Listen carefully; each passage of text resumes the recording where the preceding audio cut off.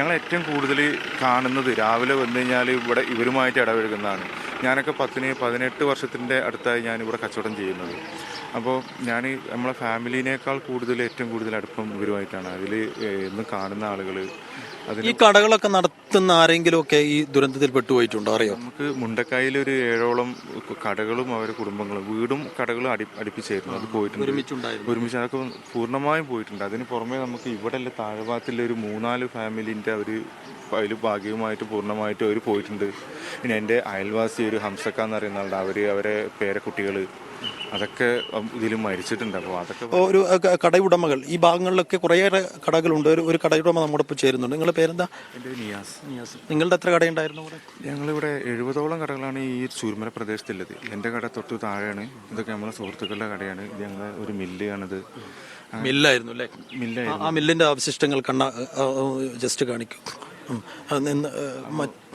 ഞങ്ങൾ ഈ താഴെഭാഗത്ത് റോഡിൻ്റെ പിന്നെ ഇടതുവശം ഏകദേശം പൂർണ്ണമായിട്ടും പോയി.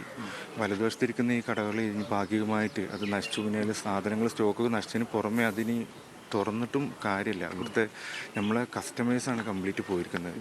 ഞങ്ങൾ ഈ ഉരുൾപൊട്ടലുമായിട്ട് ബന്ധപ്പെട്ട് ഇവിടെ അവരെ ആശ്രയിച്ച് മാത്രം ഉള്ള ടൗണാണിത്. അപ്പോൾ ഞങ്ങൾ ഇനി ഇവിടെ ഒരു കച്ചവട സാധ്യതയില്ല. ഞങ്ങൾ ഇനി എന്ത് ചെയ്യണമെന്ന് അറിയാത്തൊരവസ്ഥയിലാണ്. ശരിക്കും ഈ ടൗണിൻ്റെ ഒരു ഭാഗം ഒരു പകുതിയിലധികം പൂർണ്ണമായും തകർന്നു. പൂർണ്ണമായും പുനർനിർമ്മിക്കേണ്ടി വരും. എന്ന് വെച്ചാൽ ഒന്നും ഉപയോഗിക്കാൻ പറ്റാത്ത രീതിയിൽ ശേഷം തകർന്നു പോയി അല്ലേ? നമുക്ക് താഴെഭാഗമൊക്കെ ഉപയോഗിക്കാൻ പറ്റാത്ത രൂപത്തിലാണ് തകർന്നു പോയി. ഒന്നാമത് പുഴ ഓരം ചേർന്ന് പോയി. ഇനി അവിടെ ഒരു ബിൽഡിംഗ് കെട്ടി വരാൻ പറ്റില്ലല്ലോ.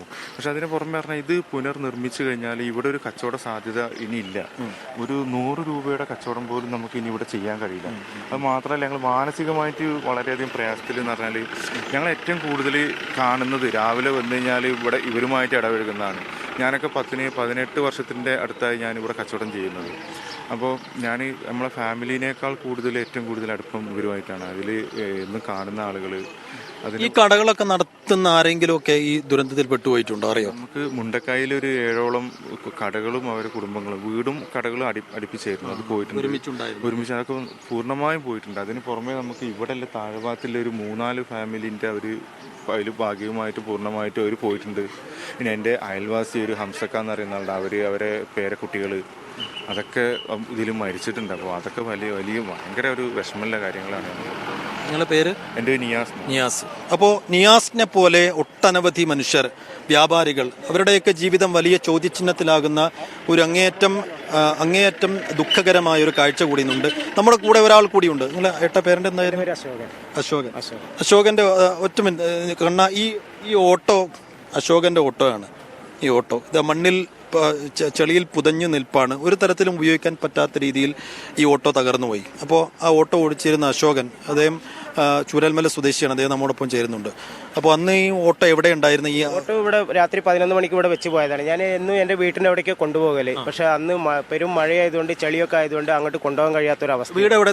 മുണ്ടക്കയിലാണ്. മുണ്ടക്കയിലല്ല, ചൂരൽമല 12 പാടിയിലാണ് താമസം. പാടിയിൽ വാടകയ്ക്കാണ് താമസം. അന്ന് അങ്ങോട്ട് കൊണ്ടുപോകാൻ പറ്റാത്തൊരവസ്ഥയായതുകൊണ്ട് ഇവിടെ വെച്ച് പോയി. രാത്രി 11 മണിക്കാണ് ഞാൻ ഇവിടെ ഓട്ടോ നിർത്തി പോകുന്നത്. 11 മണി വരെ ഞാൻ ഓട്ടോ ഓടിയതാണ്. ഓട്ടോ ഓടി പറഞ്ഞാൽ ഒരുപാട് ആളുകളെ ഈ അവരവരെ സുരക്ഷിത സ്ഥലത്തേക്ക് ഒരുപാട് ആളുകൾ എന്നെ വിളിച്ചിട്ട് അവർക്ക് കുടുംബക്കാരെ വീട്ടിൽ പോകണം പറഞ്ഞിട്ട് അങ്ങനെ കൊണ്ടാക്കിയിട്ട് രാത്രി 11 മണിക്കാണ് ഞാനിവിടെ വണ്ടി നിർത്തിയിട്ട് വീട്ടിൽ പോകുന്നത്.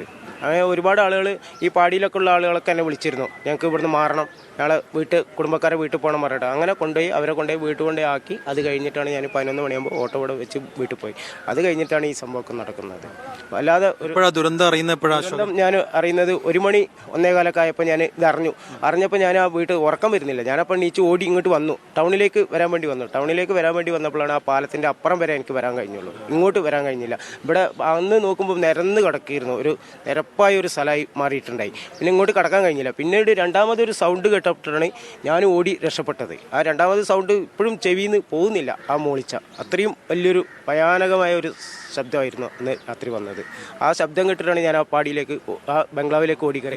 കാലൊക്കെ മുറിഞ്ഞ് കാട്ടുകൂടെ ഓടി കാലൊക്കെ മുറിഞ്ഞ് ഇതായിട്ടുണ്ട്. ആ സമയം പാടിയിൽ കൂടുതൽ ആളുകളുണ്ടായി. അവരൊക്കെ ഞാൻ പറഞ്ഞു നിങ്ങൾ ഓടിയിട്ട് ബംഗ്ലാവിലേക്ക് കയറിക്കോളിന്നവരും വിളിച്ച് പറഞ്ഞു അവർ. അപ്പോൾ അവരൊക്കെ നീച്ചിട്ടുണ്ടായി. അവരൊക്കെ നീച്ച് പാടിയിലേക്ക് ഓടി കയറി. അവർ ആ ബംഗ്ലാവിലേക്ക് ഓടി കയറി എല്ലാവരും. അത്രയും ആളുകൾ ഓടി പാടിയിലേക്ക് അങ്ങോട്ട് വന്നു. എന്നിട്ട് എപ്പോഴേ തിരിച്ചിറങ്ങി പിന്നെ ചൂരൽമലയിലേക്ക് വന്നു നോക്കിയത് എപ്പോഴാണ്? തിരിച്ചു വന്നത് രാവിലെ നേരം വെളുത്തിട്ടാണ്. 4 മണി 5 മണി ആയി കഴിഞ്ഞപ്പോൾ ഞങ്ങൾ ടൗണിലേക്ക് ഇങ്ങോട്ട് അതുവരെ വരാൻ പറ്റുള്ളൂ. പാലുണ്ടായില്ല ആ സമയത്ത് വരുമ്പോൾ. പാലല്ല, ക്ഷേത്രമല്ല, അവിടെ പാടിയില്ല, ഒന്നുമില്ലാതായിരുന്നു. ആ പാടിയിലുള്ള ആളുകളൊക്കെ മാറിയത് കൊണ്ട് അവരൊക്കെ രക്ഷപ്പെട്ട് കഴിച്ചിലേക്ക്. പിന്നെ ഓട്ടോ ഈ രീതിയിൽ കണ്ടപ്പോൾ എന്ത് തോന്നി? ഫോട്ടോ ഈ രീതിയിൽ കണ്ടപ്പോൾ എന്ത് തോന്നാനാണ്, ഈ നാടന്നെ പോയി കിടക്കുകയാണ്. ആ ഒരു അവസ്ഥയിലാണ് ഇപ്പോൾ കിടക്കുന്നത്. ഞങ്ങൾ ഈ നാട്ടിൽ പറഞ്ഞാൽ അത്രയും സൗഹൃദപരമായിട്ട് കഴിയുന്ന ഒരു സമൂഹമാണ് ഇവിടെ ഉള്ളത്. പക്ഷേ അത് ഇപ്പോൾ എല്ലാം കൂടി ഭിന്നമായിട്ട് മാറി ആകെ ഒരു ദുഃഖത്തിലാണ്.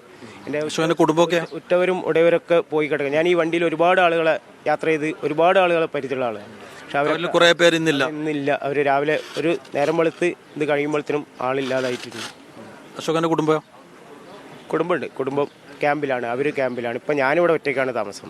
ഞാൻ ഇപ്പോൾ 6-7 ദിവസമായിട്ട് ഞാൻ ഇവിടെ ചൂരൽമല തന്നെ ഉണ്ട്. ചൂരൽമല വിട്ട് പോകാൻ തോന്നുന്നില്ല. ആ ഒരു അവസ്ഥയിലാണ് ഇപ്പോൾ നിൽക്കുന്നത്. അപ്പോൾ അശോകനെ പോലെ അനേകം പേർ എന്ന് വെച്ച് കഴിഞ്ഞാൽ മരിച്ചു, എന്തായാലും ഹതഭാഗ്യരായ കുറേ അധികം പേർ മരിച്ചുപോയി എന്ന് വെച്ചാൽ നമുക്കതിൽ ഒരു വ്യക്തതയില്ല. എത്ര പേർ മരിച്ചു എന്നുള്ള കാര്യത്തിൽ ഇപ്പോഴും നമുക്ക് വ്യക്തതയില്ല. പക്ഷേ ഈ ദുരന്തം അതിജീവിച്ച കുറേ ആളുകൾ, അതായത് ജീവിതം ചോദ്യചിഹ്നമായി മാറിയ കുറേ പേരുണ്ട്.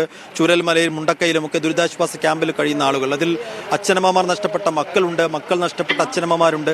ഇതുപോലെ അശോകനെ പോലെ, നിയാസിനെ പോലെ ജീവിതോപാധികൾ മുഴുവൻ തകർന്നു പോയ, വരുമാന മാർഗങ്ങൾ മുഴുവൻ തകർന്നു പോയ, സർട്ടിഫിക്കറ്റുകൾ നഷ്ടമായി പോയ, അങ്ങനെ ഇനി എങ്ങനെ മുന്നോട്ട് പോകണം എന്ന് ഒരു തരത്തിലും നിശ്ചയമില്ലാത്ത കുറേയേറെ മനുഷ്യരുണ്ട്. അവരുടെ കാര്യങ്ങളിലൊക്കെ ഭരണകൂടത്തിൻ്റെ ഭാഗത്തുനിന്ന് കൃത്യമായ ഇടപെടൽ ഉണ്ടാകണമെന്നുള്ള ആവശ്യം കൂടിയാണ് ഉയരുന്നത്. കണ്ണൻ തിരുമലക്കൊപ്പം ചൂരൽമലയിൽ നിന്നും PC സൈഫുദ്ദീൻ, മീഡിയ 1.